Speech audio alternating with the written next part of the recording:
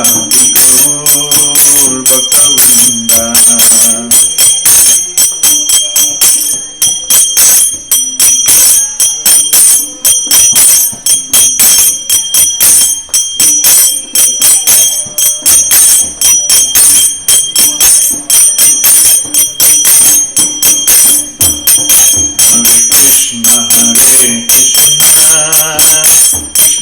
Krishna Hare Hare, Hare Rama Hare Rama, Rama Rama Hare Hare.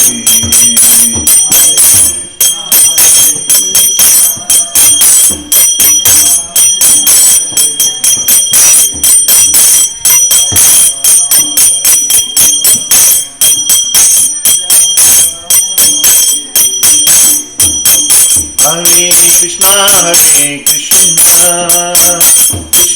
Krishna, Hare Hare, Hare Rama, Hare Rama, Rama Rama, Hare Hare.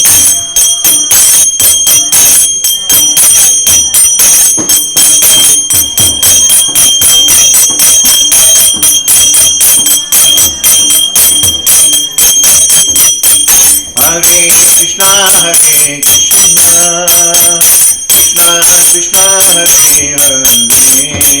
Rama, Hare Rama, Rama Rama, Hare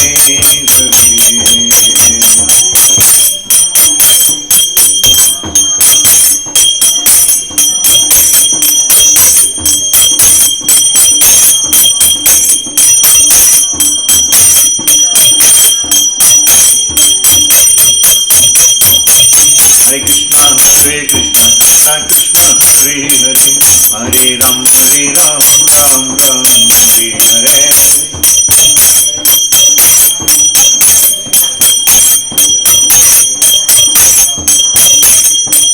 Hare Krishna, Krishna Krishna, Hare Hare, Hare Ram, Ram Ram, Hare Hare.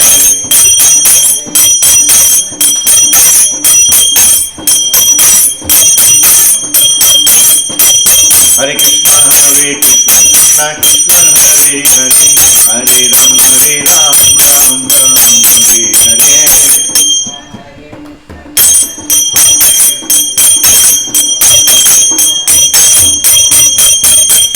Hare Krishna, Krishna Krishna, Hare Hare, Hare Ram, Ram Ram, Hare Hare.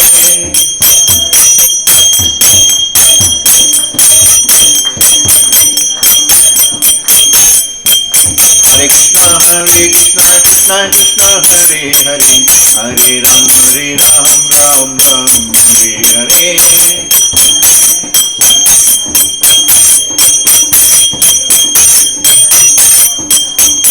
Hare Krishna, Krishna Krishna,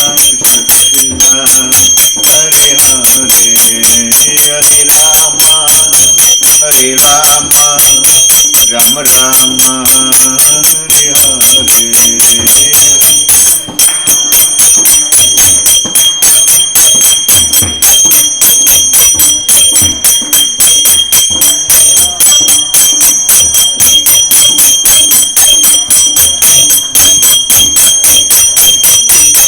Hare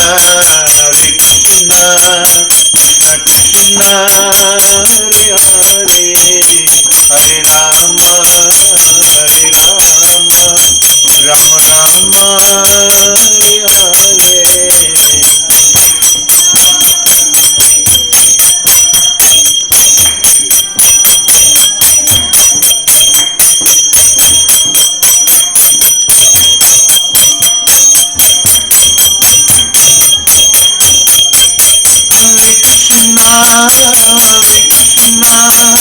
Krishna Krishna, Hare Hare, Hare Rama, Rama Rama, Hare Hare. Hare Krishna.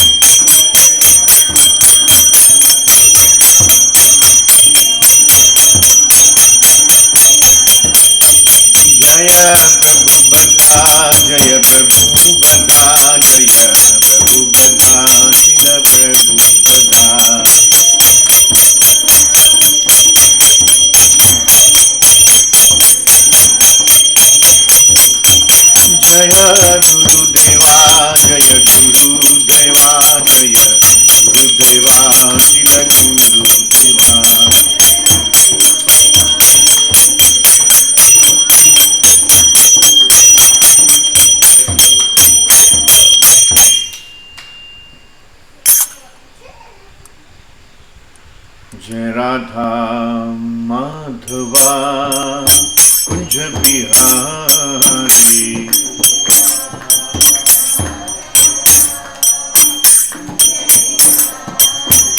जय राधा माधवा कुंज बिहारी।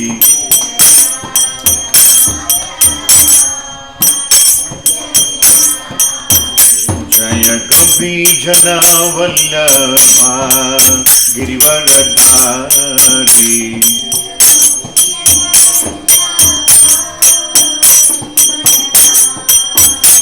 जय कवि जना वल्लभा गिरिवरधारी।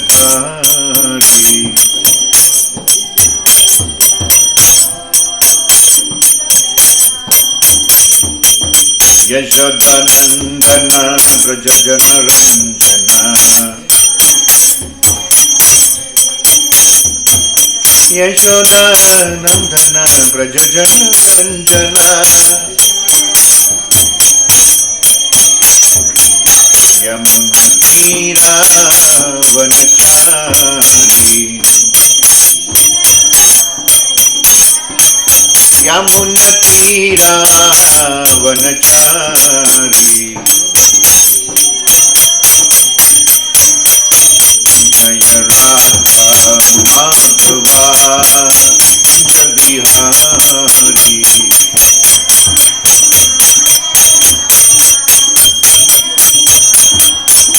जय श्री कृष्ण जय कृष्ण प्रभु नित्यानंद। द्वैत Gadadhar श्रीवासा भक्तवृंदा।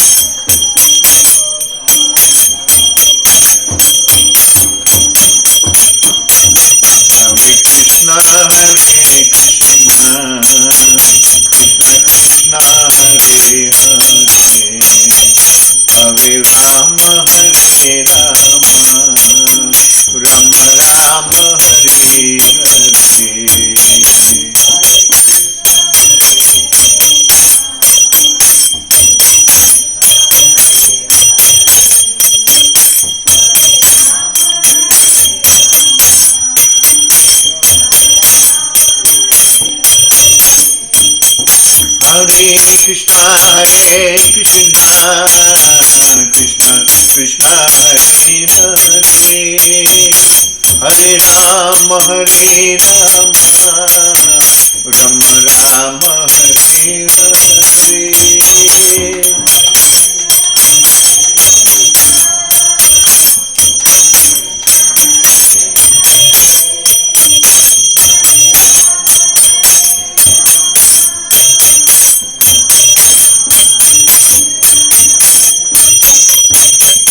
Hare Krishna Krishna Krishna Hare Hare, Hare Rama Hare Rama, Rama Rama Hare Hare. Hare Krishna Krishna Krishna Hare Hare, Hare Ram Ram Ram Hare Hare.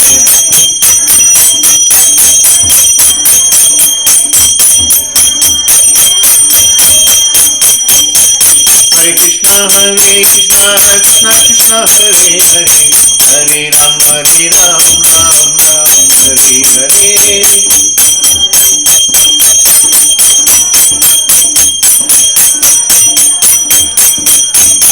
Hare Krishna Krishna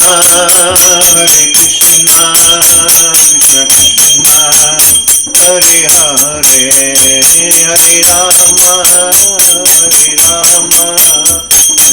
Rama Rama Hare Hare.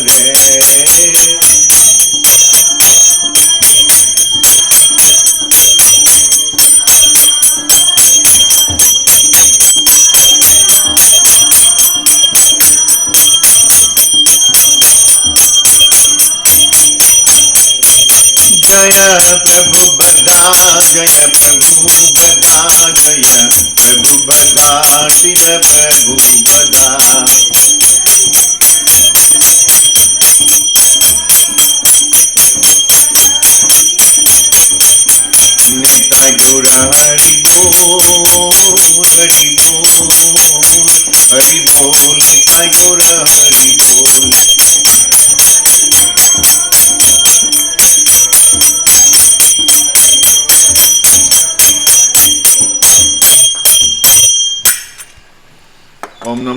ഭഗവതേ വാസുദേവായ.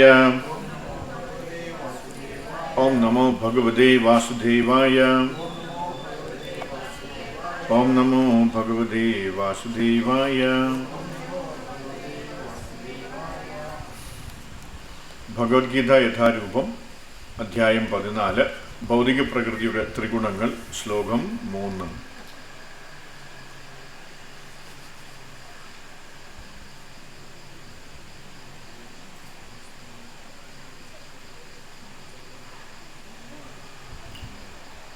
ശ്ലോകം 3.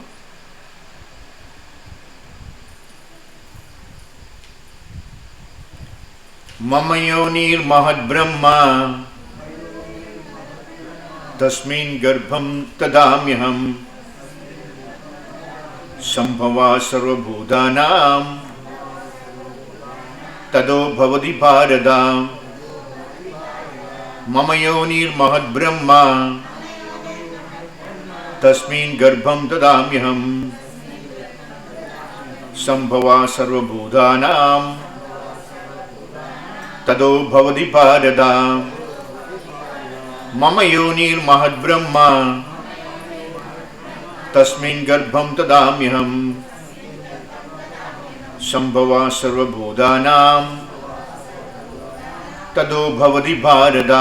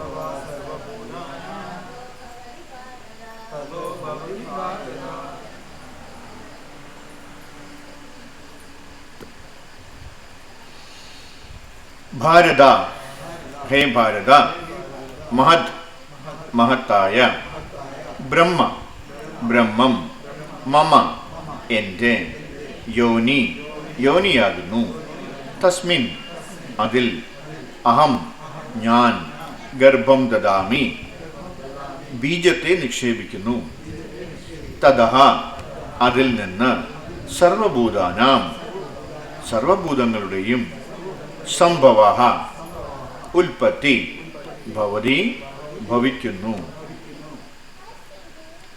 അല്ലയോ ഭാരത, ബ്രഹ്മം എന്ന് പറയപ്പെടുന്ന സമഗ്ര ഭൗതിക സത്തയത്രേ ജനനത്തിനു കാരണം. അത് എന്നിൽ നിന്ന് ഗർഭം ധരിച്ച് സകല ജീവികൾക്കും ജന്മം കൊടുക്കുന്നു. ഭാവാർത്ഥം ജയ ശ്രീല പ്രഭുപാദ് കി ജയ്. ലോകത്തിന്റെ ഒരു വിവരണമാണിത്. ക്ഷേത്രജ്ഞരുടെ അഥവാ ശരീരത്തിന്റെയും ജീവാത്മാവിന്റെയും സംയോഗത്താലാണ് പ്രവൃത്തികൾ നടക്കുന്നത്. ഭൗതിക പ്രകൃതിയും ജീവസത്തയുമായുള്ള സംയോഗം സാധ്യമാകുന്നത് സർവേശ്വരൻ തന്നെയാണ്. മഹത്തത്വമാണ് സമഗ്ര ആവിഷ്കാരത്തിന്റെയും കാരണം. പ്രകൃതിയുടെ ത്രിഗുണങ്ങളടങ്ങിയ സമഗ്ര ഭൗതിക തത്വത്തെ ചിലപ്പോൾ ബ്രഹ്മം എന്ന് വിളിക്കാറുണ്ട്. പരമപുരുഷൻ സമഗ്ര ഭൗതിക തത്വത്തെ പൂരിതമാക്കുകയും അങ്ങനെ എണ്ണമറ്റ വിശ്വാസങ്ങൾ ഉണ്ടാവുകയും ചെയ്യുന്നു.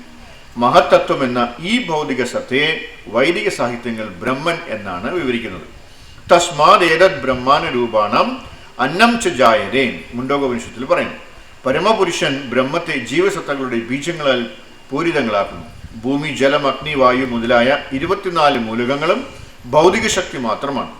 അവ മഹത്തായ ബ്രഹ്മത്തിന്റെ ഭൗതിക പ്രകൃതിയുടെ ഘടകങ്ങളാണ്. 7-ാം അധ്യായത്തിൽ പ്രസ്താവിച്ചതുപോലെ ഇവയ്ക്ക് അതീതമായ ജീവസത്ത എന്ന മറ്റൊരു ഉത്കൃഷ്ട പ്രകൃതിയുണ്ട്. ഈ ഉത്തമ പ്രകൃതി പരമദിവ്യോത്തമ പുരുഷന്റെ ഇച്ഛയാൽ ഭൗതിക പ്രകൃതിയുമായി സമ്പർക്കം പുലർത്തുകയും അങ്ങനെ ജീവജാലങ്ങളെല്ലാം ഭൗതിക പ്രകൃതിയിലുള്ളവാകുകയും ചെയ്യുന്നു.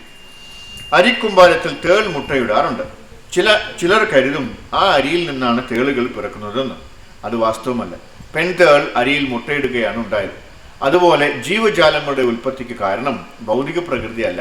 ഭൗതിക പ്രകൃതിയുടെ സൃഷ്ടികൾ എന്ന മട്ടിൽ പുറത്തു വരുന്നുവെങ്കിലും അവയ്ക്ക് ബീജപ്രദാനം ചെയ്തത് ഭഗവാൻ തന്നെ. എല്ലാ ജീവികൾക്കും തങ്ങളുടെ പൂർവ്വകർമ്മങ്ങൾക്ക് അനുയോജ്യമാവണ്ണം സുഖമോ ദുഃഖമോ അനുഭവിക്കാൻ വേണ്ടി ഭൗതിക പ്രകൃതി സൃഷ്ടിക്കുന്ന വ്യത്യസ്ത ശരീരങ്ങളെ സ്വീകരിക്കേണ്ടി വരും. ഈ ഭൗതിക ലോകത്തിലെ സകല ജീവസത്തകളുടെ ആവിർഭാവത്തിനും കാരണം ഭഗവാൻ തന്നെ. ഓം തത്സത്.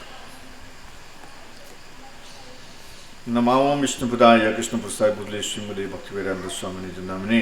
നമസ്തേ സരസ്വതി ദേവി ഗൗരി വാണി പ്രചാരിണി വിശ്വസ്വാദി പാശ്ചാത്യ ദേശതാരിണി ജാൻ ശ്രീ കൃഷ്ണ ചൈതന്യ പ്രഭു നിത്യാനന്ദ ശ്രീ അദ്വൈത ഗദാധര ശിവാസരി ഗൗര ഭക്ത വൃന്ദ.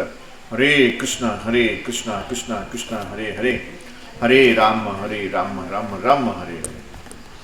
ഹരേ കൃഷ്ണ. അല്ലയോ ഭാരത, ബ്രഹ്മം എന്ന് പറയപ്പെടുന്ന സമഗ്ര ഭൗതിക സത്തയത്രേ ജനനത്തിന് കാരണം. അത് എന്നിൽ നിന്ന് ഗർഭം ധരിച്ച സകല ജീവികൾക്കും ജന്മം കൊടുക്കുന്നു. നമ്മൾ ചിലപ്പോഴൊക്കെ വായിക്കാറുണ്ട്, പഠിച്ചിട്ടുണ്ട്. അതായത് എല്ലാം പ്രകൃതിയാണ്, പ്രകൃതിയിൽ നിന്നാണ് വരുന്നത്, അല്ലേ? നമ്മൾ ജനിച്ചത് തന്നെ നമ്മളെല്ലാം പ്രകൃതി കൊണ്ടുണ്ടാക്കിയിരിക്കുന്നതാണ്. പ്രകൃതിയുടെ പല മൂലകങ്ങൾ കൊണ്ട് 24 മൂലകങ്ങൾ കൊണ്ട് ഉണ്ടാക്കിയിരിക്കുന്നതാണ് നമ്മുടെ ശരീരം പോലും. അപ്പോൾ നമ്മൾ എന്താ വിചാരിച്ചിരുന്നത്? ഇതെല്ലാം പ്രകൃതിയാണ് നമ്മളെ, അല്ലേ, നമുക്ക് ജന്മം തരുന്നതെന്ന്. പക്ഷേ ഇവിടെ ഈ ശ്ലോകത്തിൽ പറയുന്നത് എന്താണ്? പ്രകൃതി കൊണ്ടാണ് നിങ്ങളെ ഉണ്ടാക്കിയിരിക്കുന്നതെങ്കിലും, നിങ്ങൾക്ക് ആവശ്യമുള്ളതെല്ലാം പ്രകൃതി തരുന്നുണ്ടെങ്കിലും നിങ്ങളുടെ ബീജം തന്നത് ഞാൻ തന്നെയാണ്, അല്ലേ? അതായത് ഏറ്റവും അവസാനം ഭഗവാൻ തന്നെയാണ് എല്ലാത്തിനും ഉത്തരവാദി എന്ന് ഭഗവാൻ തന്നെ പറയുകയാണ്. ഭഗവാൻ വിചാരിക്കാതെ ഒരു കാര്യവും നടക്കുന്നില്ല എന്നർത്ഥം, അല്ലേ? നിങ്ങൾ അങ്ങനെയൊന്നും വിചാരിച്ച് രക്ഷപ്പെടാൻ നോക്കണ്ട. എല്ലാത്തിനും കാരണം ഞാൻ തന്നെയാണ്. അല്ലാതെ വേറെ ആരും വിചാരിച്ചു കഴിഞ്ഞാൽ ഒരു കാര്യവും നടക്കില്ല. അപ്പോൾ നമ്മൾ വേറെ ആരുടെയെങ്കിലും പുറകെ പോകേണ്ട വല്ല ആവശ്യമുണ്ടോ? അല്ലേ? അപ്പോൾ നമ്മൾ ഡയറക്റ്റായിട്ട് ആരുടെ പോകണം? ഭഗവാന്റെ അടുത്ത് പോയി കഴിഞ്ഞാൽ നമുക്കെല്ലാം കിട്ടും, അല്ലേ? നമുക്ക് ആവശ്യമുള്ള എല്ലാം കിട്ടും. ഒന്നും പോയി ചോദിക്കേണ്ട ആവശ്യമുണ്ടോ? അവിടെ ഒന്നും പോയി ചോദിക്കേണ്ട ആവശ്യമില്ല, എല്ലാം അറിഞ്ഞു തരും, അല്ലേ? കുഞ്ഞുങ്ങളെ വളർത്തേണ്ടത് അച്ഛൻ്റെ കടമയാണ്. ആ അച്ഛൻ അവിടെ ഇരുന്ന് നമുക്ക് ആവശ്യമുള്ളതെല്ലാം ആ സമയങ്ങളിൽ നമുക്ക് തന്നുകൊണ്ടേയിരിക്കും, അല്ലേ?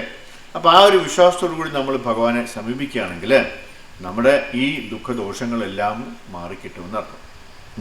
ലോകത്തിൻ്റെ ഒരു വിവരണമാണിത്. ക്ഷേത്രജ്ഞന്മാരുടെ അഥവാ ശരീരത്തിൻ്റെയും ജീവാത്മാവിൻ്റെയും സംയോഗത്താലാണ് പ്രവൃത്തികൾ നടക്കുന്നത്.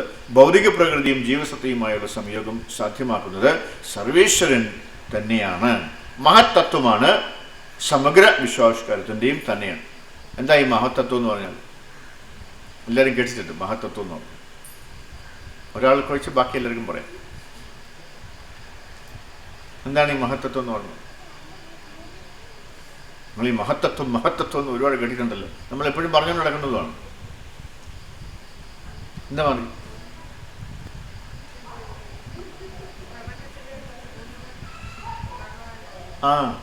അത്രേ ഉള്ളൂ. എല്ലാം ഭഗവാനിൽ നിന്നാണ് വരുന്നത്, അല്ലേ? ഭഗവാൻ സൃഷ്ടിക്കാത്തത് ഒന്നും തന്നെയില്ല. ഈ തത്വങ്ങളെല്ലാം എവിടുന്നാണ് വരുന്നത്? അതുകൊണ്ടാണ് അത് മഹത്വമായത്. അല്ലേ? എല്ലാം ഭഗവാൻ, എന്നിൽ നിന്നാണ് എല്ലാം വരുന്നതെന്ന് ഭഗവാൻ പറയുന്നു അല്ലേ? അപ്പോൾ അത് തന്നെയാണ് മഹത്തത്വം എന്ന് പറയുന്നത്. എല്ലാം ഭഗവാന്റെ സൃഷ്ടിയാണ്. ഭഗവാനിൽ നിന്നല്ലാതെ നമുക്കൊന്നും തന്നെ കിട്ടുന്നില്ല. നമ്മൾ എന്തെടുത്തു കഴിഞ്ഞാലും അതിനകത്ത് ഭഗവാന്റെ അംശമുണ്ട് അല്ലേ? ഫോർ എക്സാമ്പിൾ, ഈ ഒരു ടേബിൾ അല്ലേ, ഈ ടേബിളിൽ ഇതിൻ്റെ പുറകിലൊരു ആത്മാവുണ്ടെന്ന് പറഞ്ഞു കഴിഞ്ഞാൽ നമ്മൾ എന്താ വിശ്വസിക്കും? ഈ ടേബിളിൻ്റെ പുറകിലൊരു ആത്മാവുണ്ട്. ഈ ടേബിളിന് ആത്മാവുണ്ടോ? ഉണ്ട്. അതെന്താണ്? ഈ ടേബിൾ ഇതുപോലെ ഇങ്ങനെ ഉണ്ടാക്കി വന്നതാണോ? അല്ലേ? ഇതാരാ ഉണ്ടാക്കിയത്? മനുഷ്യനല്ലേ? അപ്പോൾ ആ മനുഷ്യനൊരു ആത്മാവുണ്ടോ? ഉണ്ട്. ഈ മൈക്ക് ആത്മാവാണെന്ന് പറഞ്ഞാൽ, ഇതിനൊരു ആത്മാവുണ്ടെന്ന് പറഞ്ഞാൽ ഈ മൈക്ക് ഇങ്ങനെ ഉണ്ടായി വന്നതാണോ? ഭഗവാന്റെ കാര്യങ്ങളൊക്കെ എടുത്തിട്ട്, മെറ്റീരിയൽസ് ഒക്കെ എടുത്തിട്ട് അല്ലേ, വസ്തുക്കളൊക്കെ എടുത്തിട്ട് നമ്മളൊരു മൈക്ക് പോലെ ആക്കി നമ്മളെ ഉപയോഗത്തിന് അല്ലേ. അപ്പോൾ അതിൻ്റെ പുറകിൽ ആരുണ്ടായിരുന്നു? ഒരു വർക്ക് ചെയ്യുന്ന ഒരാളുണ്ടായിരുന്നു അല്ലേ? ഒരു മനുഷ്യനുണ്ട്. ആ മനുഷ്യന് ഒരു ആത്മാവുണ്ട്. അതുകൊണ്ടാണ് ഇതിനെല്ലാത്തിനും ഒരു ആത്മാവായി അല്ലേ. ആ ആത്മാവ് എവിടുന്ന് വന്നു? ഭഗവാനിൽ നിന്നോ. അപ്പോൾ എന്തു സാധനം എടുത്താലും അതിൻ്റെ പുറകിൽ വർക്ക് ചെയ്തത്, അല്ലെങ്കിൽ അതിൻ്റെയൊക്കെ അറ്റത്തങ്ങ് പുറകോട്ട് പോയി കഴിഞ്ഞാൽ നമുക്ക് അവിടെ ആരെ കാണാൻ പറ്റും? നമുക്ക് ഭഗവാനെ കാണാൻ പറ്റും. ഒരു സാധനം പോലും നമ്മൾ സ്വന്തമായിട്ട് ഒന്നും ഉണ്ടാക്കിയിട്ടില്ല. നമുക്കതിനുള്ള കഴിവുമില്ല. ഇതൊക്കെ ഉള്ള, ഈ കഴിവൊക്കെ ഉള്ളത് ആർക്കാണ്? ഭഗവാന് വേണ്ടി മാത്രമാണ് അല്ലേ. നമുക്ക് എന്തെങ്കിലും ഉണ്ടാക്കാൻ പറ്റുമോ? ഇപ്പോൾ ആൾക്കാർ മനുഷ്യ ശരീരമൊക്കെ ഉണ്ടാക്കാൻ ശ്രമിക്കുന്നുണ്ട് അല്ലേ. ഈ മൂലകങ്ങളൊക്കെ എടുത്ത് 24 മൂലകങ്ങളൊക്കെ റെഡിയാക്കിയിട്ട് മനുഷ്യ ശരീരം ഉണ്ടാക്കാൻ പറ്റുന്നുണ്ട്. പറ്റുമോ അവർക്ക്? പറ്റുമോ? പറ്റത്തില്ല. എല്ലാം റെഡിയാക്കി വയ്ക്കും, പക്ഷെ അതിനകത്തൊരു സാധനം വേണ്ടേ അല്ലേ? ആത്മാവെന്നുള്ളൊരു സാധനം വേണം. അതാര് കൊടുക്കണം? അതാണ് ഇവിടെ പറയുന്നത്. ബീജ പ്രദാനം ചെയ്യുന്നത് ആരാണ്? ഞാൻ തന്നെയാണ്. നിങ്ങളാരും അതിൻ്റെ അവകാശം എടുക്കണം അല്ലേ എന്നാണ് ഭഗവാൻ ഇവിടെ പറയുന്നത്. ഇപ്പോൾ ലോകത്തിൻ്റെ ഒരു വിവരണമാണിത്. ക്ഷേത്രജ്ഞരുടെ ക്ഷേത്രജ്ഞൻ എന്നൊക്കെ നമ്മൾ ഒരുപാട് പഠിച്ചു അല്ലേ. കഴിഞ്ഞ ഒരു ചാപ്റ്റർ മുഴുവൻ ഇത് തന്നെയായിരുന്നു കേട്ടുകൊണ്ടിരുന്നത്. എന്തായി ക്ഷേത്രം എന്ന് പറഞ്ഞാൽ? ശരീരം. ക്ഷേത്രജ്ഞൻ എന്ന് പറഞ്ഞാൽ ഇതാ പോയി. ക്ഷേത്രജ്ഞൻ എന്ന് പറഞ്ഞാൽ ആരെയാ?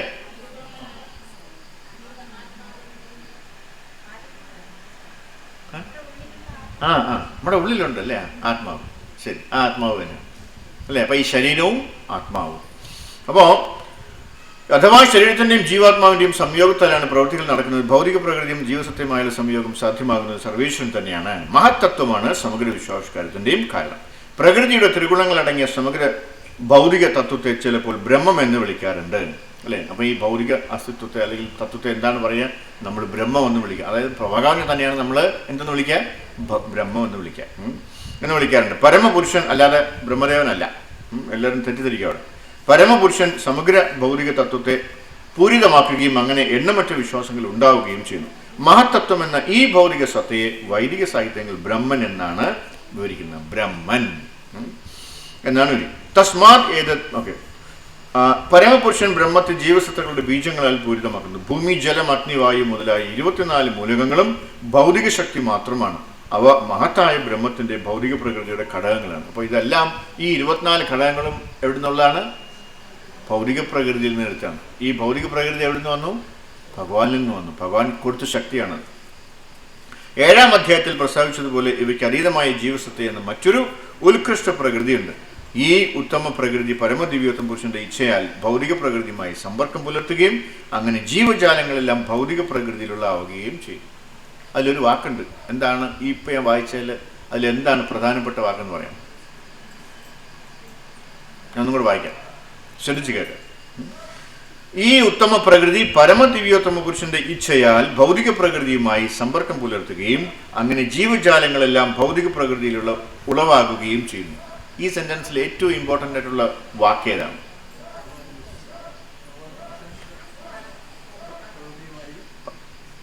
എന്താ ആദ്യം പറഞ്ഞേ?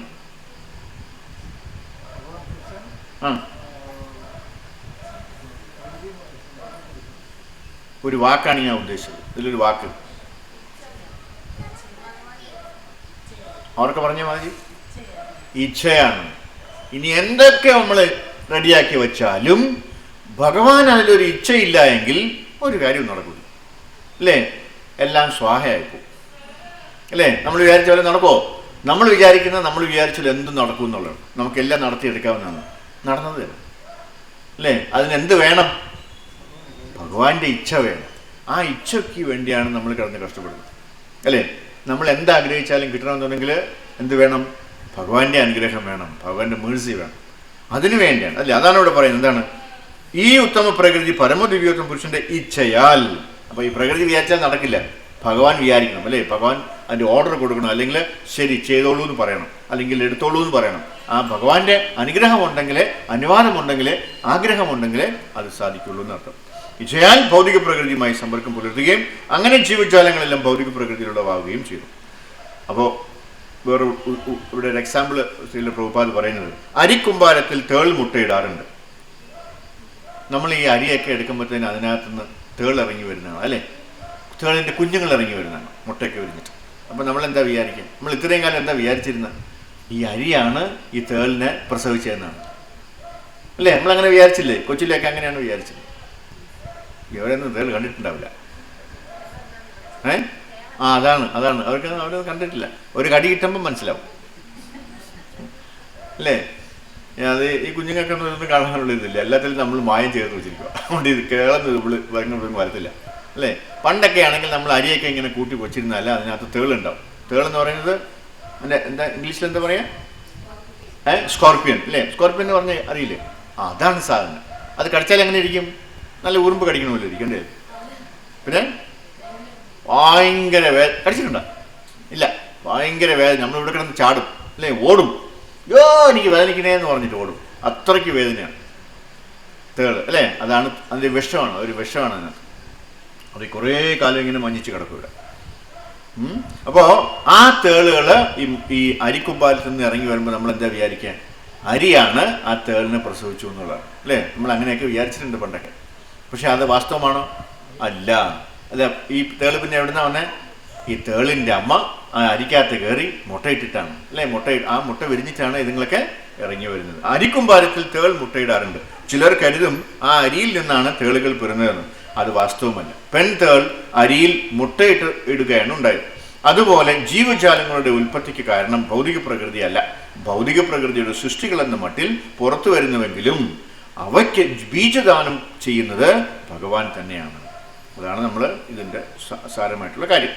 അപ്പോൾ ബീജം തരുന്നത് ആരാണ്? അല്ലെങ്കിൽ ആരുടെ ഉൽപ്പത്തിയാണ്? ഇതെല്ലാം ഭഗവാന്റെയാണ്, ഭഗവാന്റെ ബീജമാണ്, ഭഗവാൻ തന്നെ. എല്ലാ ജീവജാലങ്ങൾക്കും തങ്ങളുടെ പൂർവ്വ കർമ്മങ്ങൾക്ക് അനുയോജ്യമാം വണ്ണം സുഖമോ ദുഃഖമോ അനുഭവിക്കാൻ വേണ്ടി ഭൗതിക പ്രകൃതി സൃഷ്ടിക്കുന്ന വ്യത്യസ്ത ശരീരങ്ങളെ സ്വീകരിക്കേണ്ടി വരും. മറ്റൊരു ഇമ്പോർട്ടൻ്റ് ആയിട്ടുള്ള ഒരു സെൻറ്റൻസ് ആണത്. എന്താണ്? നമുക്ക് എല്ലാവർക്കും വേണ്ടതാണ്. എന്താണത്? എല്ലാ ജീവജാലങ്ങൾക്കും തങ്ങളുടെ പൂർവ്വ കർമ്മങ്ങൾക്ക് അനുയോജ്യമാം വണ്ണം. അപ്പം നമ്മൾ ഈ ജന്മത്തിൽ എന്തെങ്കിലും സുഖം അനുഭവിക്കുന്നുണ്ടെങ്കിൽ അതിൻ്റെ കാരണം എന്താണ്? നമ്മൾ പൂർവ്വജന്മങ്ങളിൽ എന്തൊക്കെയോ പുണ്യകർമ്മങ്ങൾ ചെയ്തിട്ടുണ്ടോ എന്നർത്ഥം. നല്ല കുടുംബത്തിൽ ജനിച്ചിട്ടുണ്ടെങ്കിൽ അതിൻ്റെ കാര്യം എന്താണ്? നമ്മളെ പൂർവ്വജന്മങ്ങളിൽ എവിടെയൊക്കെയോ നമ്മൾ നല്ല നല്ല കർമ്മങ്ങൾ അല്ലെ, പുണ്യകർമ്മങ്ങൾ ചെയ്തിട്ടുണ്ട് എന്നർത്ഥം. ഭഗവാനെ സേവിച്ചിട്ടുണ്ടാവണം അല്ലേ? അല്ലെങ്കിൽ നല്ല നല്ല കാര്യങ്ങൾ ആൾക്കാരെയൊക്കെ സഹായിച്ചിട്ടുണ്ടാവും, അങ്ങനെയൊക്കെ ചെയ്തിട്ടുണ്ടാവും. അതുകൊണ്ടാണ് നമുക്ക് ആ സുഖം കിട്ടും. ഇനി അതിൻ്റെ മറുവശം എന്താണ്? ദുഃഖം. നമുക്ക് എപ്പോഴും ദുഃഖമാണ് കിട്ടുന്നതെങ്കിലും ചില ആൾക്കാരെ കണ്ടിട്ടില്ലേ? എല്ലാ ദിവസവും പട്ടിണിയാണ് അല്ലേ? അവർക്ക് നേരെ വസ്ത്രം പോലും ഉണ്ടാവില്ല ഉടുത്തുകൊണ്ട് നടക്കാനായിട്ട്. അങ്ങനെ അവരെന്തുകൊണ്ട് അങ്ങനെയായി? പലരും ചോദിക്കൂലേ, ഇവിടെ ഈശ്വരൻ ഉണ്ടെങ്കിൽ എന്തുകൊണ്ടാണ് ഈ വിവേചനം അല്ലേ?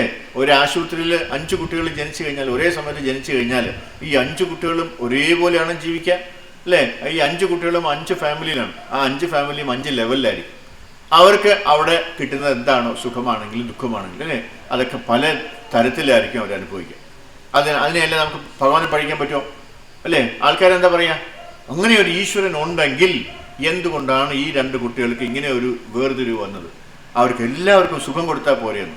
പാവം വലുത് അറിഞ്ഞോ അല്ലേ? ഭഗവാൻ ഇതിൽ എന്തെങ്കിലും കൈയുണ്ടോ?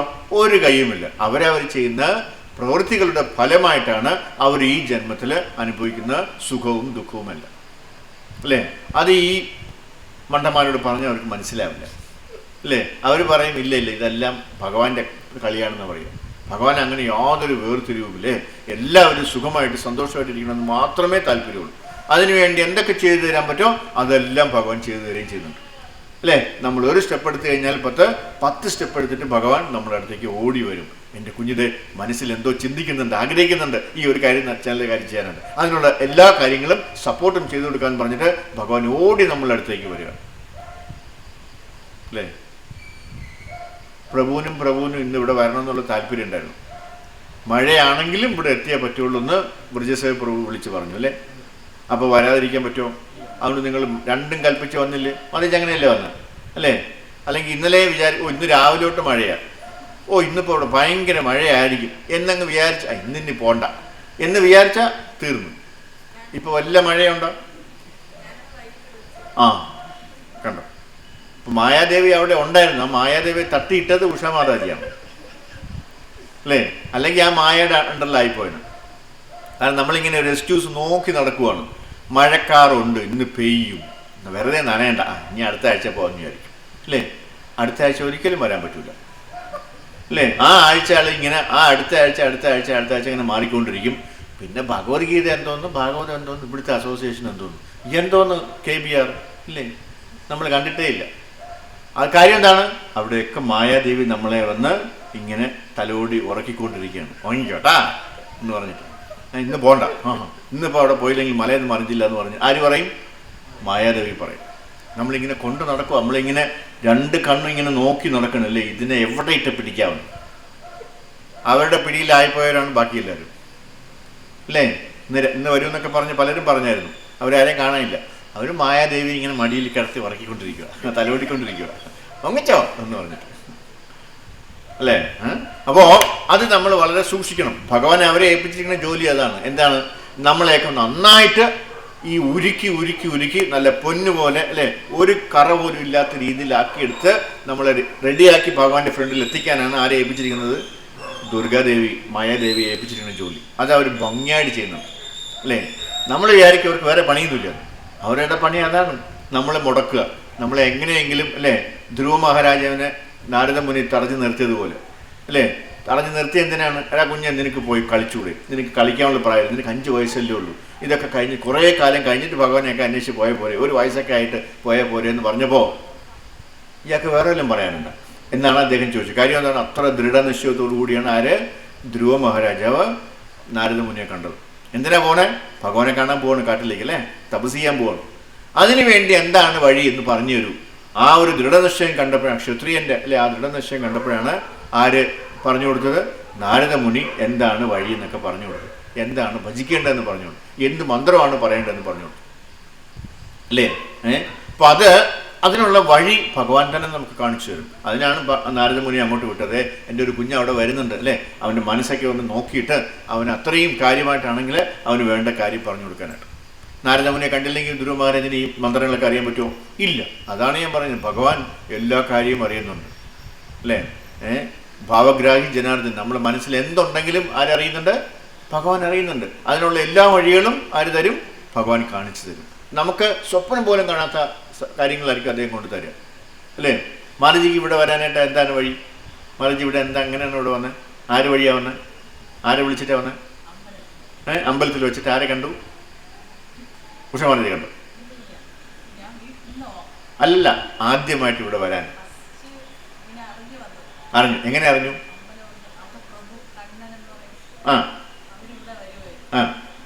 ആ കണ്ണൻ ഇപ്പോൾ വരുന്നുണ്ടോ? വരുന്നുണ്ട്. ചില കണ്ണന്മാർ അങ്ങനെ വരത്തില്ല, സൺഡേ മാത്രമേ വരത്തുള്ളൂ. ഓക്കെ, സൺഡേ മാത്രം ഭക്തിയുള്ളവരാണ്. രാവിലെ വരും. ഓക്കെ, എനിക്ക് ആളിനെ മനസ്സിലായിട്ടില്ല.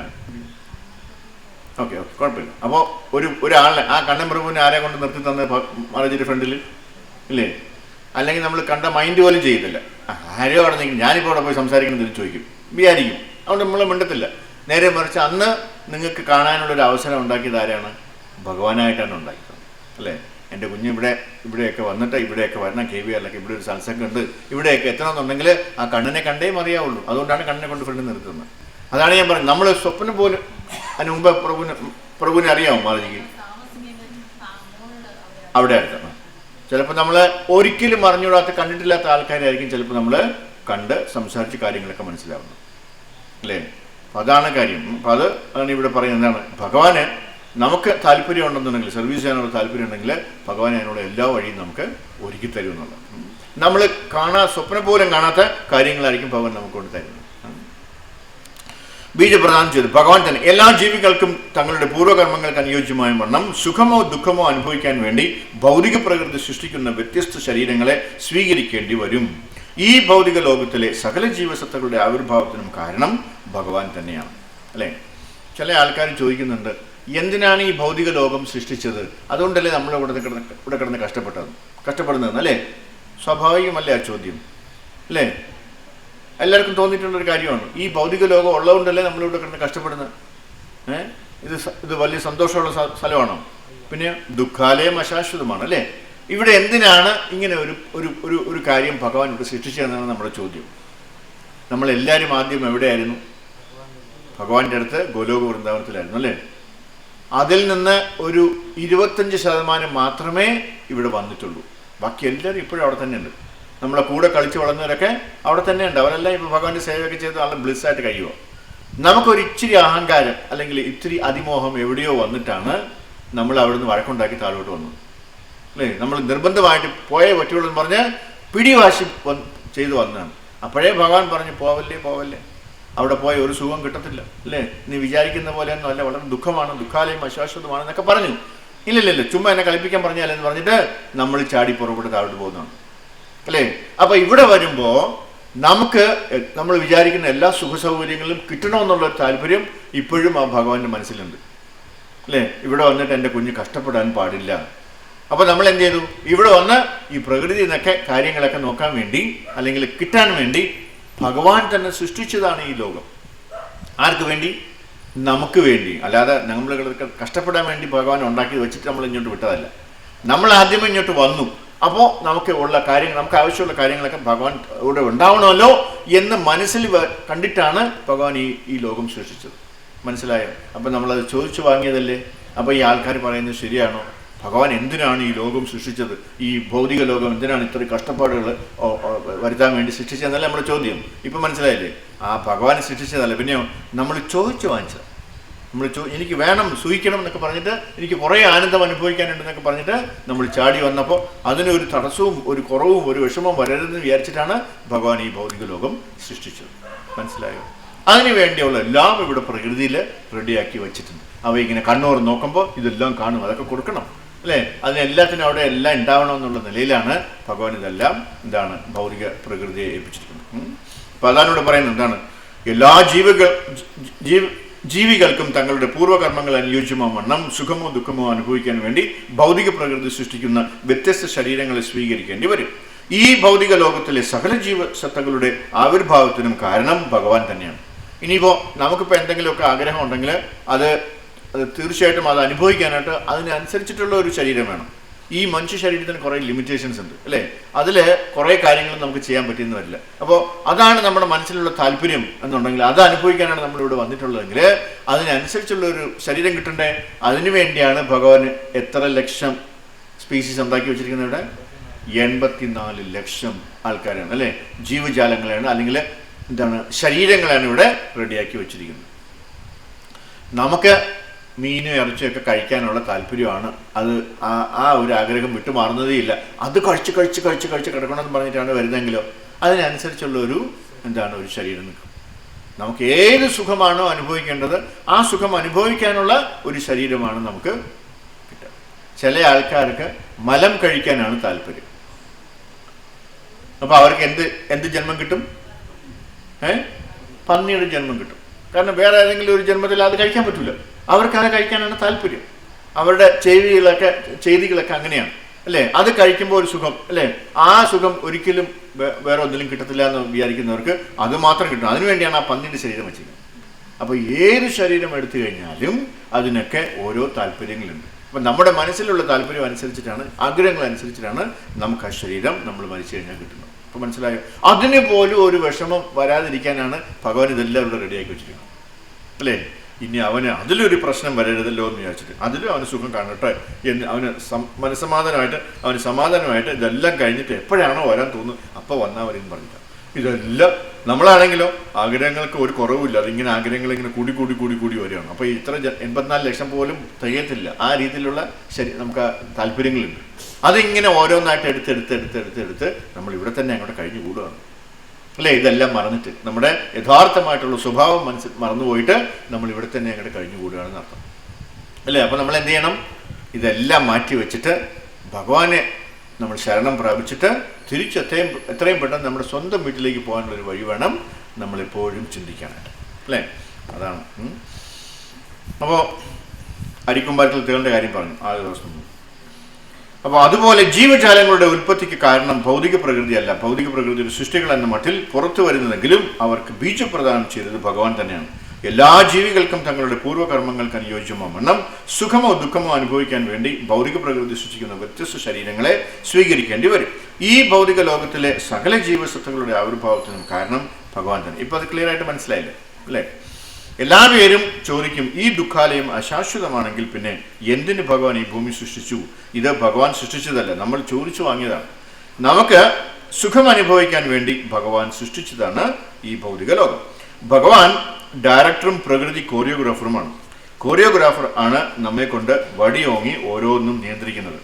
ഈ ഗ്രൂപ്പ് സോങ് കണ്ടിട്ടുണ്ടോ അല്ലേ? ഈ ടി വിയിലൊക്കെ കാണിക്കില്ലേ? ഇപ്പോൾ ഒരാൾ ഫ്രണ്ടിൽ നിന്ന് ഒരു വടിയെടുത്ത് ഇങ്ങനെയൊക്കെ ആക്കുമ്പോൾ എന്നൊക്കെ ആക്കൂലേ അല്ലേ? അവർ ആ ട്യൂണൊക്കെ മാറുന്നത് ആ വടിയുടെ ഇതിലാണ്. കണ്ടിട്ടില്ലേ? അതാണ് കോറിയോഗ്രാഫ് എന്ന് പറയുന്നത്. ആ വടിയെടുത്ത് ഇങ്ങനെ ആക്കുമ്പോൾ നമ്മൾ ഓരോ കാര്യങ്ങൾ ചെയ്യും. അതാണ് ഭഗവാൻ. അപ്പോൾ ഇതിൻ്റെയൊക്കെ ഒരു ഡയറക്ടർ പുറകിൽ ഒന്ന് നോക്കിക്കൊണ്ടിരിക്കും. അതാണ് ഭഗവാൻ. അപ്പോൾ ഭഗവാൻ ഡയറക്ടറും പ്രകൃതി കോറിയോഗ്രാഫറുമാണ്. കോറിയോഗ്രാഫറാണ് നമ്മെ കൊണ്ട് വടിയോങ്ങി ഓരോന്നും നിയന്ത്രിക്കുന്നത്. ഒരു ആത്മാവ് ഒരു നായയിൽ പ്രവേശിച്ചാൽ അതിന് ബൗ എന്ന് മാത്രമേ പറയാനൊക്കൂ. ഹരേകൃഷ്ണ മഹാമന്ത്രം പറയാൻ പറ്റുമോ? ഇല്ല അല്ലേ? ചിലപ്പോൾ അമ്പലത്തിലേക്ക് പോയി വലത് വയ്ക്കാൻ പറ്റും. കണ്ടിട്ടില്ല? അതിന് ഒരു വീഡിയോ കണ്ടില്ലേ അല്ലേ? ഒരു നായ ദിവസം വന്നിട്ട് ഒരു അമ്പലം വലം വെച്ചിട്ട് പോകുന്നു. പക്ഷെ അതിന് ഹരേകൃഷ്ണ മഹാമന്ത്രം പറയാൻ പറ്റുമോ? ഇല്ല. അത് എന്ത് പറഞ്ഞാലും എന്തായിരിക്കും വരിക? ബൗ എന്നേ പറയാൻ പറ്റുമോ? അപ്പോൾ ആത്മാവ് ഒരു പന്നിയുടെ ശരീരത്തിൽ പ്രവേശിച്ചാൽ അത് അമേധ്യം മാത്രമേ കഴിക്കണം. മനുഷ്യന് മാത്രമേ തിരിച്ചെന്തെങ്കിലും പറയാൻ കഴിയൂ. മനുഷ്യനെ കിട്ടിയ ശരീരം മടുത്താൽ മനുഷ്യന് പോയി ഡയറക്ടറിനോട് പറയാം, എനിക്കിത് മതിയായി, ഞാൻ അങ്ങേക്ക് സറണ്ടർ ചെയ്യുക. അതാണ് ഞാൻ നേരത്തെ പറഞ്ഞത് അല്ലേ? നമ്മുടെ ഈ ജന്മങ്ങളൊക്കെ എടുത്തെടുത്ത് ഒരു ദിവസം നമുക്ക് മതിയാവും. മതി, നമുക്ക് തിരിച്ചു പൊക്കളയാന്ന് വിചാരിക്കും. അപ്പോൾ ഈ ഡയറക്ടർ അവിടെ നിൽപ്പുണ്ടല്ലേ, നമ്മളെ നോക്കിയിട്ട് എല്ലാ കോടാനുകോടി ജന്മങ്ങൾ നമ്മൾ എടുക്കുമ്പോഴും അതെല്ലാം കണ്ടിട്ട് അവിടെ നമ്മുടെ ഇങ്ങനെയാണ് ഒരു സാക്ഷിയെ പോലെ അവിടെ നിൽപ്പുണ്ട്. അദ്ദേഹത്തിനോട് പോയി നമ്മൾ സറണ്ടർ ചെയ്ത് പറയും, എനിക്ക് ഇനിയൊരു ശരീരം വേണ്ട, ഞാൻ അങ്ങയുടെ വീട്ടിലേക്ക് വരികയാണ്, എന്നെ സ്വീകരിച്ചാലെന്ന് പറഞ്ഞിട്ട് അദ്ദേഹത്തിന് നമ്മൾ സറണ്ടർ ചെയ്ത് കഴിഞ്ഞാൽ പിന്നെ നമുക്കൊരു ജന്മം ഉണ്ടാവുമോ? ഇല്ല. That will be the last birth. അപ്പോൾ അതാണ് ഇവിടെ പറയുന്നത്, മാം ചെയ്യോ വ്യഭിചാരേണ ഭക്തി യോഗേന സേവതേ സഗുണാൻ സമീതത്യാൻ ബ്രഹ്മഭൂതായ കൽപ്പതേ. ഏത് പരിതസ്ഥിതിയിലും പിഴയ്ക്കാതെ ഭക്തിപൂർവ്വം ഭഗവത് സേവനത്തിൽ ഏർപ്പെടുന്നവർക്ക് വേഗത്തിൽ ഭൗതിക പ്രകൃതിയുടെ ത്രിഗുണങ്ങളെ അതിക്രമിച്ച് ബ്രഹ്മത്തിലെത്താം. നേരത്തെ പറഞ്ഞ ബ്രഹ്മമാണിത് അല്ലേ? നമ്മളെല്ലാവരും തന്നെ നമ്മൾ ഈ ശരീരങ്ങളെല്ലാം എടുത്തെടുത്ത് മതിയായ ആൾക്കാരാണ്. അതുകൊണ്ടാണ് നമ്മൾ ആ പാതയിലേക്ക് ഇപ്പോൾ വന്നിരിക്കുന്നത് അല്ലേ? ഇപ്പം നമ്മളൊക്കെ എന്താണ്? സറണ്ടേർഡ് സോളാണ് അല്ലേ? അതായത് നമ്മളെല്ലാം ഭഗവാനിൽ അർപ്പിച്ചിരിക്കുകയാണ്. ആണോ അല്ലയോ? അതുകൊണ്ടാണല്ലോ ഇത്രയും കഷ്ടപ്പെട്ട് നമ്മൾ ഈ സ്റ്റെപ്പ് കയറി ഇവിടെ വരുന്നത്. ആണോ? അതുകൊണ്ട് നമ്മൾ ആ പാതയിലേക്ക് വന്നിരിക്കുകയാണ്. അപ്പോൾ ഇനി കുറച്ച് സമയം കൂടെ നമുക്കൊക്കെ ഉണ്ടാവും. അതെന്താണ്? നമ്മൾ ആ തിരിച്ചുള്ള യാത്രയിൽ നമ്മൾ ആ ശരിക്കുള്ള ട്രെയിനിൽ കയറിയിരിക്കണം അല്ലേ? ഈ ട്രെയിൻ ഇനി അവിടെ ഡെസ്റ്റിനേഷനിൽ എത്തിയാൽ മതി, നമുക്ക് ഗോലോക വൃന്ദാവനത്തിലെത്താം. മനസ്സിലായോ? ഇവിടെ വരാതെ വീട്ടിൽ കിടന്ന് ഉറങ്ങുന്നവർക്ക് അത് പറ്റുമോ? പറ്റത്തില്ല. അവർ വളരെ കഷ്ടപ്പെട്ട് ഇവിടെ വന്നേ പറ്റുള്ളൂ, ഇതെല്ലാം കേട്ടേ പറ്റുള്ളൂ അല്ലേ? ഇവിടെ വന്ന് ഈ സത്സംഗത്തിൽ കൂടിയേ പറ്റുള്ളൂ. എങ്കിൽ മാത്രമേ അവർക്ക് ആ പാതയിലേക്ക് അല്ലെങ്കിൽ ട്രെയിനിലേക്കുള്ള ടിക്കറ്റ് കിട്ടത്തുള്ളൂ അല്ലേ? നമ്മളെല്ലാവരും ടിക്കറ്റ് എടുത്തിട്ട് റെഡി ആയിട്ട് ട്രെയിനകത്ത് കയറിയിരിക്കുന്നവരാണ്. മനസ്സിലായോ?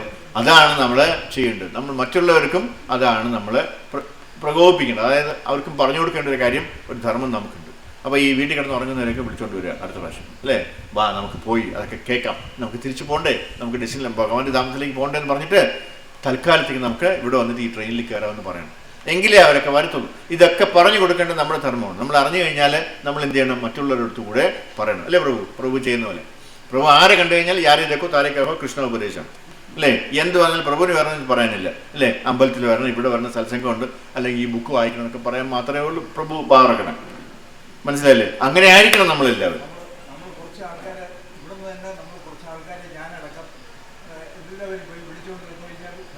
ധാരാളം ആൾക്കാർ വരും, റെഡി ആയിട്ടുള്ളവർ വരും, ഭാഗ്യമുള്ളവർ വരും. നമ്മൾ ഈ പോകുന്നത് എവിടെയായിരിക്കും? അങ്ങനെ നോക്കിയിരിക്കുന്ന, അല്ലെങ്കിൽ ഭഗവാനായിട്ട് നമ്മൾ അവിടെ കൊണ്ട് എത്തിക്കുന്നതാണ്, അല്ലെ നമ്മളായിട്ട് പോകുന്നതല്ല, അല്ലേ? ചില വീടുകളിലൊക്കെ പോയി കഴിഞ്ഞാൽ അവിടെ ആരും ഉണ്ടാവില്ല, പൂട്ടിട്ടിരിക്കുകയായിരിക്കും. നമുക്ക് ആരെങ്കിലും വിളിച്ചുകൊണ്ടുവരാൻ പറ്റുമോ? ഇല്ല. പക്ഷെ തൊട്ടപ്പുറത്ത് ഒരാൾ റെഡി ആയിരിക്കുകയായിരിക്കും, വന്ന് പറഞ്ഞാൽ മതി ഞാൻ വരാമെന്ന് പറഞ്ഞിട്ട്. നമ്മൾ അങ്ങനെ എത്രയോ പേരെ കണ്ടു, അല്ലേ? ബുക്ക് കൊടുക്കാൻ പോയപ്പോൾ പലർക്കും അറിയത്തില്ല ഇങ്ങനെ ഒരു അമ്പലം ഉണ്ടെന്ന്, ഇവിടെയൊക്കെ ഇങ്ങനെ ഒരു സർവീസ് ഉണ്ടെന്ന് അറിയില്ല. ഇസ്കോൺ ടെമ്പിളോ? ഇവിടെയോ? എവിടെ എന്നാണ് ചോദിക്കുന്ന ആൾക്കാർ. അവർ അടുത്ത ആഴ്ച മുതൽ ഇവിടെ അമ്പലത്തിൽ വന്നിട്ടുണ്ടോ അല്ലേ? കാര്യം അപ്പം അങ്ങനെ ദാഹിച്ചു നിൽക്കുന്ന ആൾക്കാരുണ്ട്. അവരെ അടുത്തൊക്കെ പോയി നമ്മൾ എന്താണ് ഇതിനെക്കുറിച്ചൊക്കെ പറയുമ്പോൾ അവർക്ക് വളരെ താല്പര്യവും അവർ തീർച്ചയായിട്ടും വരികയും ചെയ്യും. ഈ ഒരു ഒരു ഒരു ഒരു എന്താണ് ഒരു അവസരം എത്രയോ ആൾക്കാർക്ക് കിട്ടാതെ പോകുന്നുണ്ടെന്നറിയാം. പലർക്കും അറിയത്തില്ല. ഇവിടെ അടുത്ത് തന്നെ ആൾക്കാരുണ്ടാവും, പക്ഷെ നമുക്കറിയത്തില്ല അവരെവിടെയാണ്, അല്ലേ? അവർക്കും അറിയത്തില്ല ഇവിടെ ഒരു സംഭവം നടക്കുന്നുണ്ട്, ഇവിടെ ഒരു ഒച്ചയും ബഹളവും കേൾക്കുന്നുണ്ട്, പക്ഷെ എന്താണെന്ന് ഒരു പിടിത്തം കിട്ടില്ല, അല്ലേ? ആരൊക്കെ അതുവഴി ബുക്കൊക്കെ കയറി പോകുന്നതാണ്, ചിലർ തപ്പിയൊക്കെ നടക്കുന്നതാണ്. പക്ഷേ എന്തിനാണ് പോകുന്നതെന്ന്, അവിടെ എന്താ പരിപാടിയെന്ന് ചിലപ്പോൾ അവർ വിചാരിക്കും വല്ല മഹിളാ സമാജമോ അല്ലെങ്കിൽ വല്ല ചിട്ടിയോ ഒക്കെ ഉണ്ടാവും, അതിനായിരിക്കും ആൾക്കാരൊക്കെ വരുന്നതെന്ന് എന്നായിരിക്കും അവർ വിചാരിക്കുക. ഇതിനൊക്കെ താല്പര്യമുള്ള ആൾക്കാർ ഇവിടെയൊക്കെ കാണും, പക്ഷെ നമ്മൾ അവരോട് പറഞ്ഞു കഴിഞ്ഞാൽ മാത്രമേ അവർക്കത് മനസ്സിലാക്കാൻ പറ്റുള്ളൂ. അതുകൊണ്ട് നമ്മൾ എന്ത് ചെയ്യണം? നമ്മുടെ ധർമ്മം എന്ന് പറയുന്നത് ആരെ കണ്ടു കഴിഞ്ഞാലും ഇതിനെക്കുറിച്ചൊക്കെ പറയുക, അവരെ കൂടെ കൊണ്ടുവരാൻ ശ്രമിക്കുക. അവരെല്ലാവരും കൂടെ, നമ്മളെല്ലാവരും ഒരുമിച്ചുണ്ടായിരുന്നവരല്ലേ, അല്ലേ? നമ്മുടെ ബന്ധുക്കൾ തന്നെയാണ് എല്ലാവരും, അല്ലെ? നമ്മളെ ഈ ജന്മത്തിലുള്ള ബന്ധുക്കളല്ല, പഴയ ജന്മങ്ങളിലൊക്കെ പല തരത്തിലുള്ള ബന്ധുക്കളുണ്ടായിരുന്നു. അവരെല്ലാവരും നമ്മളെ അടുത്തൊക്കെ ഉണ്ട്. അപ്പോൾ അവരെല്ലാവരും വിളിച്ചുകൊണ്ട് വരേണ്ടത് നമ്മുടെ ധർമ്മമാണ്. ഓക്കെ, ഹരേ കൃഷ്ണ. എന്തെങ്കിലും ക്വസ്റ്റ്യൻ ഉണ്ടെങ്കിൽ ചോദിക്കാം.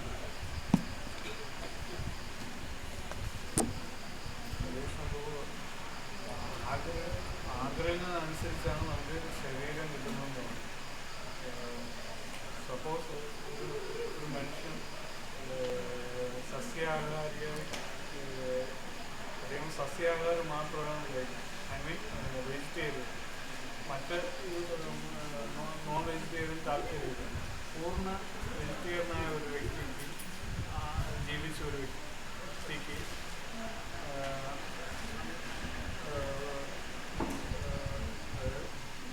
പൂർണ്ണമായി സസ്യാഹാരം മാത്രം കഴിച്ച വ്യക്തിക്ക് അടുത്ത ജന്മത്തിൽ എന്താണ് അവർക്ക് കിട്ടുന്നത്? പൂർണ്ണമായി സസ്യാഹാരം മാത്രം കഴിക്കുന്നവർക്ക് അങ്ങനെ ഒരു പ്രത്യേകതയൊന്നുമില്ല. അത് അവരുടെ എന്താണ്, അവരുടെ ഏത് വർഗത്തിലാണോ ജീവിക്കുന്നത്, അതുകൊണ്ടാണ് അവരങ്ങനെ ചെയ്യാത്തത്.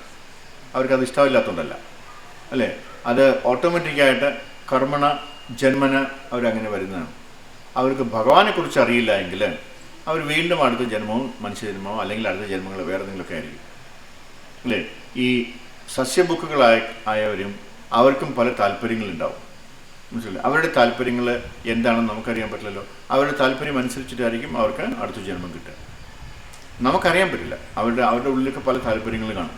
അവർ ചിലപ്പോൾ വിചാരിക്കും ഞാനിപ്പോൾ ബ്രാഹ്മണനായിട്ട് ജനിച്ചുകൊണ്ട് എനിക്ക് മീൻ ഇറച്ചൊന്നും കഴിക്കാൻ പറ്റില്ല, വേറെ ഏതെങ്കിലും ജന്മത്തിൽ വന്നെങ്കിൽ, അല്ലേ, വേറെ ഏതെങ്കിലും ജാതിയിലാണ് ഞാൻ ജനിക്കുന്നതെങ്കിൽ എനിക്ക് മീൻ ഇറച്ചിയൊക്കെ കഴിക്കാമല്ലോ എന്ന് വിചാരിക്കും.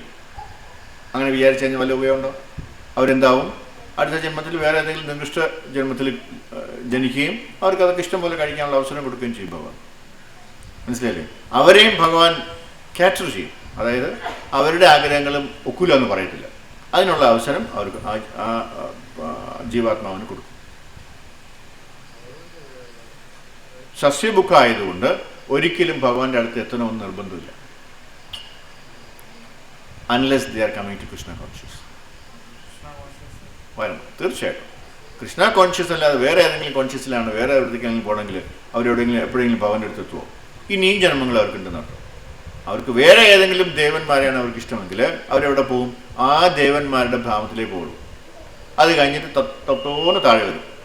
ഭൂമിയിൽ വീണ്ടും ജനിക്കണം. ജനിച്ചു കഴിഞ്ഞാൽ പിന്നെ അവർക്ക് പിന്നെ ഒരു മനുഷ്യ ജന്മത്തിൽ അവർ കൃഷ്ണാപൂരത്തിൽ വരികയും തിരിച്ചു പോകാൻ സാധിക്കുകയും ചെയ്യും, അല്ലേ?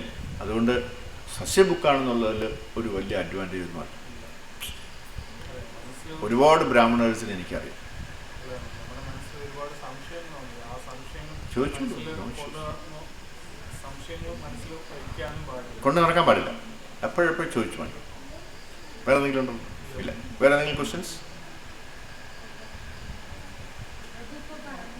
ആ, സൃഷ്ടിച്ചിരിക്കുന്നത് ആ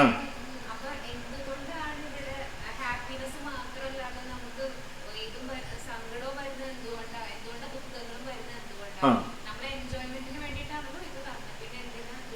ആ ക്വസ്റ്റ്യനിൽ ഒരു തെറ്റുള്ളത്, ഇവിടെ ഹാപ്പിനെസ്സേ ഇല്ല, ദുഃഖം മാത്രമാണുള്ളത്.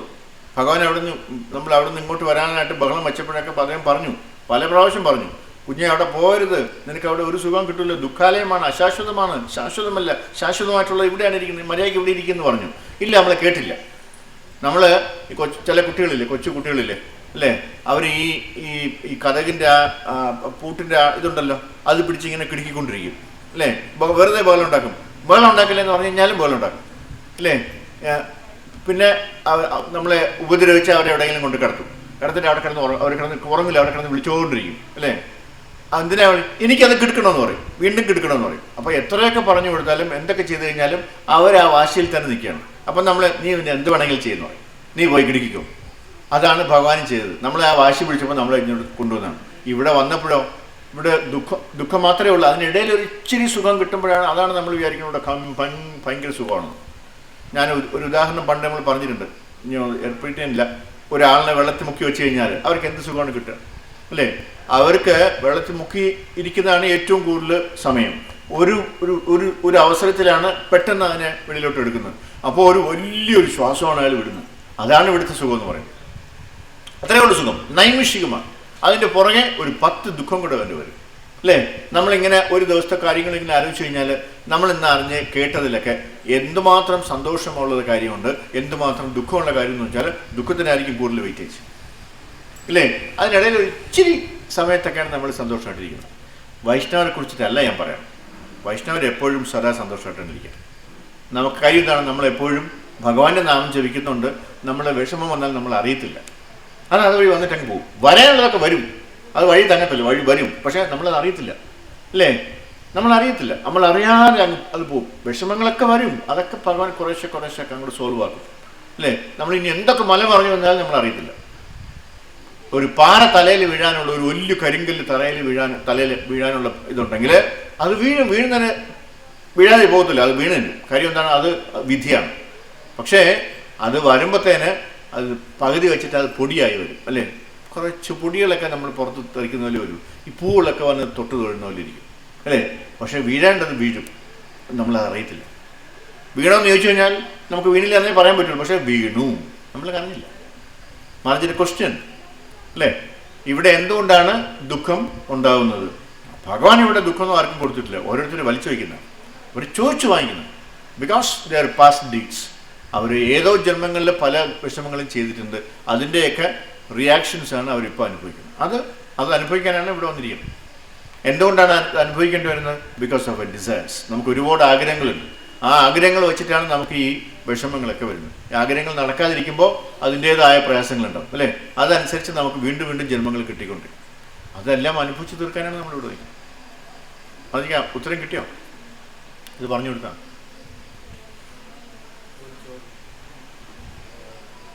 എല്ലാം ഭഗവാനാണ് സൃഷ്ടിച്ചതെന്ന് തോന്നുന്നു. പക്ഷേ ഇത് നമ്മൾ അങ്ങോട്ട് അത് പറയുമ്പോഴും ചില ആൾക്കാരത് മനസ്സിലാക്കാൻ താല്പര്യം കാണിക്കുന്നു. എല്ലാം പ്രകൃതിയാണ് സൃഷ്ടിച്ചതെന്ന് ഉള്ള ഒരു മൈൻഡ് സെറ്റാണ് എല്ലാ എല്ലാ സാധാരണ മനുഷ്യർ ഉള്ള ആ ഒരു മൈൻഡ് സെറ്റ്. അത് എന്തുകൊണ്ടാണ് അവർക്കത് തിരിച്ചറിയാതെ പോകുന്നത്? അവർ കൃഷ്ണബോധത്തിലില്ലാത്തതുകൊണ്ട്. അവർ ഭഗവാനെ എന്ത് സറണ്ടർ ചെയ്യുമോ അന്നവർക്ക് അത് മനസ്സിലാവും. ഈ ഭഗവത്ഗീത വായിച്ചാൽ പലർക്കും മനസ്സിലാവില്ല.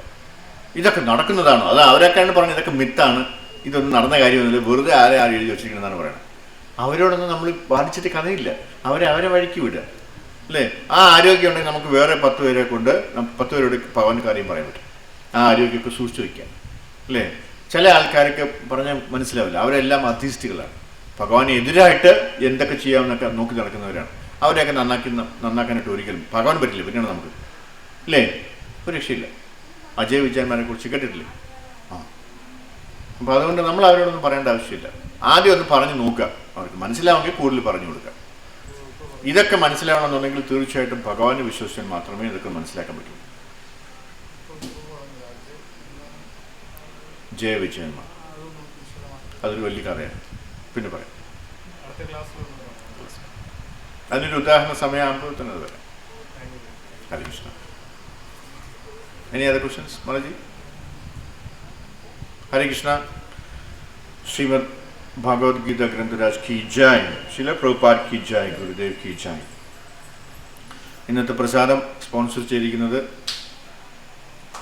ഗൗരില്ല മാതാജിയാണ്.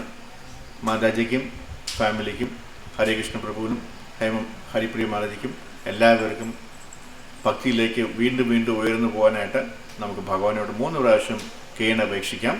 ഹരേ കൃഷ്ണ കൃഷ്ണ കൃഷ്ണ ഹരേ ഹരേ, ഹരേ രാമ രാമ രാമ ഹരേ ഹരേ, ഹരേ കൃഷ്ണ കൃഷ്ണ കൃഷ്ണ ഹരേ ഹരേ, ഹരേ രാമ രാമ രാമ ഹരേ ഹരേ, ഹരേ കൃഷ്ണ കൃഷ്ണ കൃഷ്ണ ഹരേ ഹരേ, ഹരേ രാമ രാമ രാമ ഹരേ ഹരേ. ഹരേ കൃഷ്ണ.